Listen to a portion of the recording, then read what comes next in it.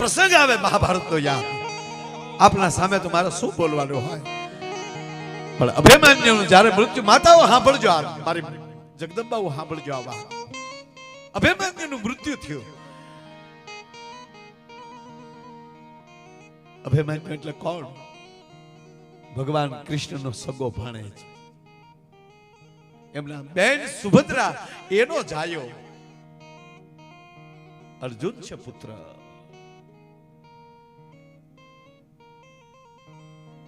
બાવી વર્ષના યુવાનની લાશ પડી, સુભદ્રા બેન માથે રુદન કરે છે. ધીરે ધીરે ધીરે મુરલીધર મહારાજ હાલ્યો આવે છે, કાળિયો ઠાકર હાલ્યો આવે છે. એ કૃષ્ણને જોઈને સુભદ્રાએ દોડ દીધી, ભાઈઓ પાપડો નાખ્યો. ગોપાલ, ગોવિંદ, આ મારો દીકરો, તું આને બચાવી ન શકે. ગોવિંદ, તું પ્રતિપાલ છો, તું પૃથ્વીનો માલિક છો, અને આજ મારો ખોળો ખાલી થયો. ગોપાલ, એની અર્ધાંગના ઓતરાના ઉદરમાં આનું સંતાન રમી રહ્યું છે. જે સંતાનનું મોઢું મારા અભિમન્યુએ નથી જોયું. અને ઉગાર કોને બચાય? પિતાંબરને ડોકમાં જે ખેસ છે ને આ બાપ લટકે છે. સુભદ્રા, ગોપાલ તને કહું. અને હવે ગોપાલે બથવા લીધી બેન. સાવધાન ગોતરા, સોરી સુભદ્રા, સાવધાન બેટા, બેન સાવધાન.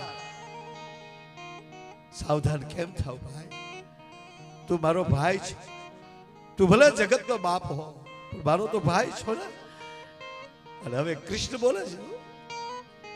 સુભદ્રા સાંભળી લે, આ અભિમન્યુનું મૃત્યુ થયું એ મારો વાક નથી, વાક તારો છે.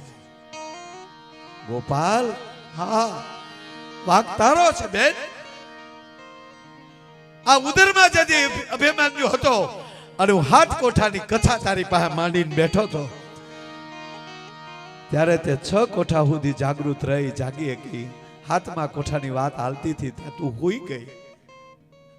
આ તારી નીંદરે તારા દીકરાનું મૃત્યુ ઉત્પન્ન કર્યું છે. હું કેવલ બોલી શકું, હું કેવલ માર્ગદર્શન આપી શકું, પણ જો તું જાગૃત રહી હોત અને હાથે હાથ કોઠા જો તું સાંભળી ગઈ હોત, તો પૃથ્વીના ગોળા ઉપર કોઈના બાપની તાકાત નહોતી કે મારા અભિમન્યુ સામે કોઈ આંગળી ચીંધી શકે. પણ હે માં, તું મારી બેન છો, પણ આની માં છો. તે ગર્ભ સંસ્કાર લેતા તું થોડી ભૂલી ગઈ. તારી નિંદરે તારા અભિમન્યુનું મૃત્યુ લાવી દીધું. વાત આ છે. ઉદરમાં સંતાન છે ત્યારે તમે શું કરો છો? આ ઠાકરમાં આવીને બેહજો ખાલી. આ રાધા કૃષ્ણની મૂર્તિ સામુ બેહજો ઠાકરની. બાપુ એમ થાય કે આગળ વાતું કરશે આપણે હારે કાળિયો ઠાકર. એનું ચિત્ર નજરમાં અંદર ઉતારજો. બાળકોની અણહારું કૃષ્ણ જેવી મળશે. આવવા બાપ. હમણાં તો એક હોસ્પિટલમાં બાળકનો જન્મ થયો તો સીધો પુષ્પાનો ડાયલોગ બોલ્યો. બોલો, જન્મતા આવે તો ત્રાહો ઝુકેગા નહીં ચાલા. નશુ બઠિયા કાન કરી ગયું. હું અહીંયા હિમાળા સાંડી ગયો. આ જન્મતા આવે બોલે નહીં, બોલ્યો તો સીધો આમ કેમ બોલ્યો? અને હકીકત છે ને બાપુ, જે વસ્તુ જે ટાઈમે હારી લાગતી ત્યારે જ લાગે ને. જે ભણતો હોય એના જ ગીત ગાવા પડે. નગર બે આંખમાં ફૂલા હોય તો કઈ હારો વરરાજો ન મુકાય.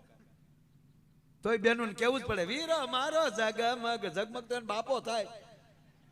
બાકી તો આ આખું ગ્રાઉન્ડ આટીએ સડ્યું છે. કેમેરા વાળાને એમ થાય કે મારી સામું જોવે છે, ચાંદડીયું એમ છે કે અમારી સામું જોવે.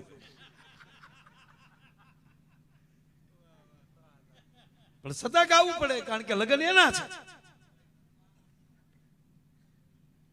સાહેબ બેઠા એટલે મને યાદ આવ્યું, એક નવી ભરતીના પીએસઆઈ રોડ ઉપર ઉભેલા, 4 સવારી મેં એક મોટરસાયકલ લઈને નીકળ્યો. હા, સાહેબે કીધું ઓલે નાઈયા સોટાડી દીધું. હું છે સાહેબ, કેમ 4 બેહાડ્યા? ઓલો પાછો વળું જોઈને કે લે 5મો ક્યારે ઉતરી ગયો? સાહેબે રાજીનામું આપી દીધું કે આ ભામ ભેગી નોકરી કરવી કે. ઓહો, જ્યાં નિયંત્રણ છે, જ્યાં કંટ્રોલ છે, જે વસ્તુ જયારે સારી લાગતી ત્યારે. જન્મતા વેદ બાળક રડે તો જ સારું લાગે. હાસ્ય સારું જ છે, પણ બાળક જન્મતા રડે તો જ સાહેબ રૂડું લાગે. જન્મતા દાંત કાઢાય તો જન્મતા વયા જાય બધા કા કોણ આવ્યો ભૂતના પેટનો, ત્યારે તો એ રડે તો જ રૂડું લાગે છે. વરરાજો ફેરા ફરતો હોય, હાથમાં તલવાર, માથે પાગ, સાફો બાંધ્યો હોય, તે ઈ માંડવામાં સારો લાગે. આડે દી એવી રીતે નીકળે તો અત્યારે કોક